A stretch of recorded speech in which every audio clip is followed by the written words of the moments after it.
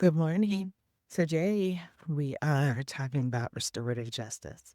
That is what Spirit would like to have us meditate on today. Justice, I'll talk about first because I think that justice often is associated with crime and punishment and definitely with righting a wrong.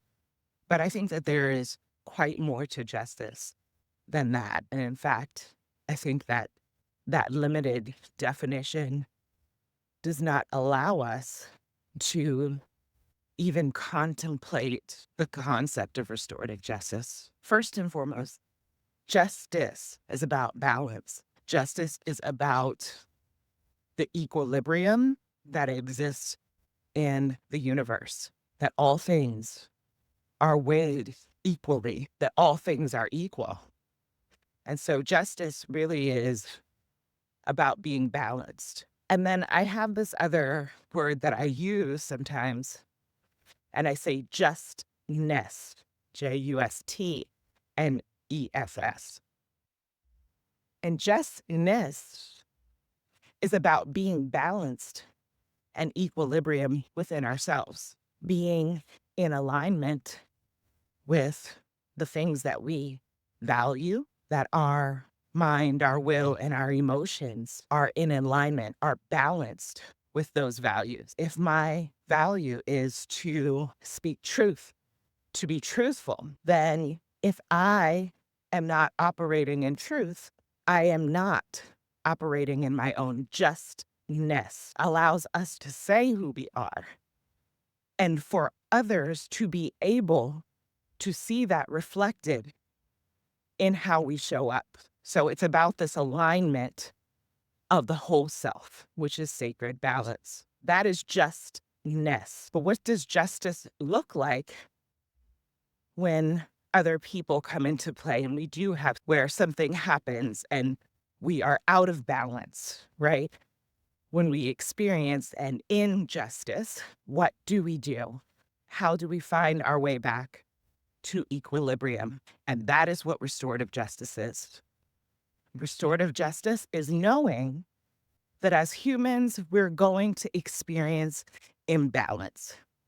We're going to find ourselves at times out of alignment because, one, we have to align all the parts of self. The parts of self being our mind, the things that we know, our emotions, what we're feeling, and then also how we're showing up in our physical bodies. So when we have to align all of those things under our own personal truth around our values and how we show up in the world, that's hard work. Not to mention that we're aligning all of those things with the core, our soul, who we came here to be, who we really are, which is in alignment and in harmony with the universe, with source, with the energy, the power and the presence that created on the side.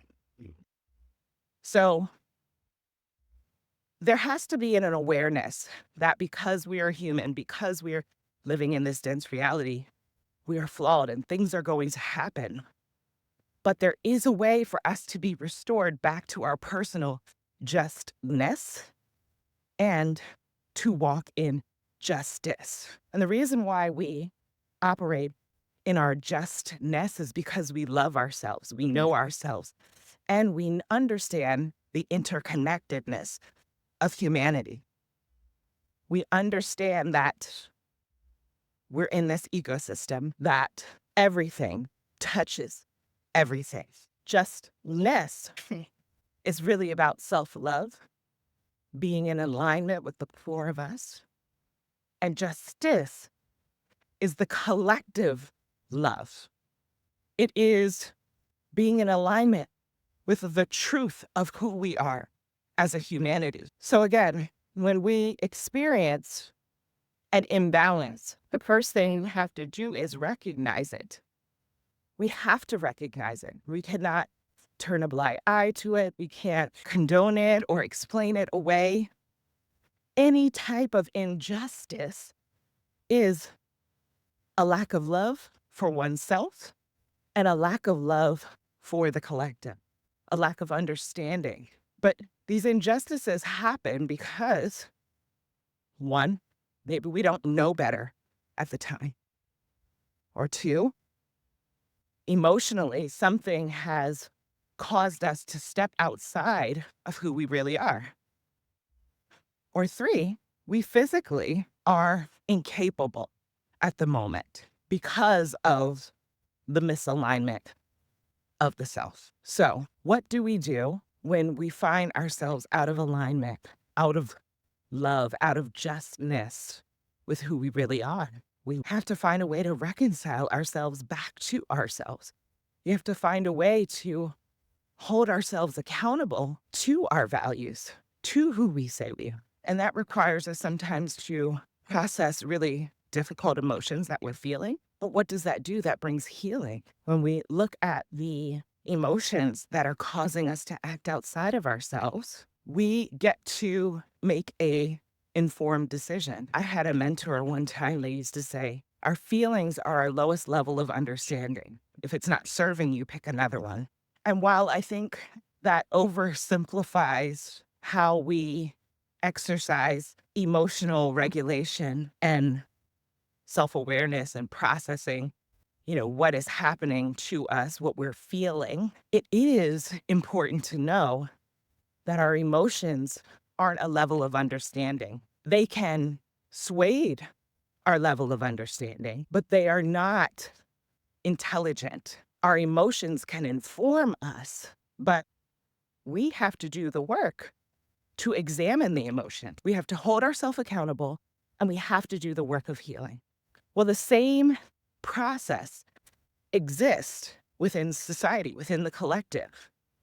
If restorative justice for the self is about holding the emotions, holding our thoughts, holding our actions accountable to the community, the soul of who we really are, then the same thing rings true in the collective justice. When something happens that is out of alignment of the agreement of who we say we are. And that's the really important part to think about right here, is because not everybody agrees that they want to stand for freedom, for justice for all. And while I do think that that is our inherent isness, many people can choose to give power over to their emotions, give power over to their limited beliefs. And they no longer want that. They are driven by something else other than their soul. This is really about how do we restore, how do we make sure that we're telling ourselves the truth of who we want to be and how we want to show up in the world, and allow our values to be the compass by which we measure and hold ourselves accountable to our own justness and our own social justice. Now, once you've made that agreement, now you are entering into an accountable relationship. When someone steps out of alignment with those values, the community has the responsibility to lovingly call in, I don't want to say expose, but inform of the misalignment. And also, the other part about that is to see who has been harmed by this misalignment and offer them space, offer them resources, offer them anything that they need to heal. So the one that has been ostracized, the one that has been marginalized, the one that has experienced harm needs to be a focus on healing and restoration so that they do not bring the harm that they've experienced back into the community and allow them to step outside of their values, outside of who they really are. Because injustice is really a disease. When it infects us, we can either heal it, do the work of healing, or we become the injustice that we've experienced. That is why you can see a group of people who are fleeing religious persecution come to a country and oppress the group of people that were already here, to take away rights, And ultimately, the ancestors of those people now persecuting others with their own religion. It's because the wound was not healed. The wound was not addressed. And as the saying goes, hurt people hurt people. It is a vicious cycle. And so when we hurt people, we have to be held accountable. We have to call that out. It's like cleaning out the wound. And so the accountability is absolutely necessary. It's absolutely necessary to the person who was harmed to heal. And it's necessary for those who brought the harm to heal. And those who are a part of the larger community, their responsibility is to hold space for both of those things, to create space and accountability and healing. So that is restorative justice. That is the model. It requires us to be just within ourselves and to be in accountability with ourselves, but also as a larger community. When we are able to recognize this and act from this place of restorative justice, this means we no longer react to fear. We may feel fear, but we process that fear and we bring it into alignment with our values. And it means when we do wrong, we don't deny our wrongdoing. We allow ourselves to be held accountable to ourselves and to others and to the community. And this is one of the most important parts, we create restitution for our wrongdoing. There is no restoration if we have not done the work to make the wrong right.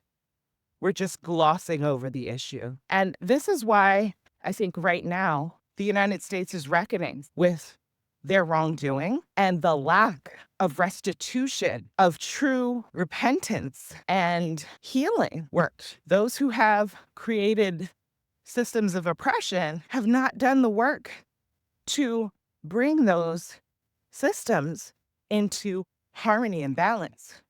They have not created justice, and they are not operating in their own justness. It becomes a hypocrisy of sorts where we no longer see our wrongs as wrong. And in fact, we will make others wrong, those we have harmed wrong, in order to escape taking accountability and responsibility for our actions. So restorative justice is an important principle and practice. It cannot just be a principle, because a principle is something that is not active. It is something that's intellectual.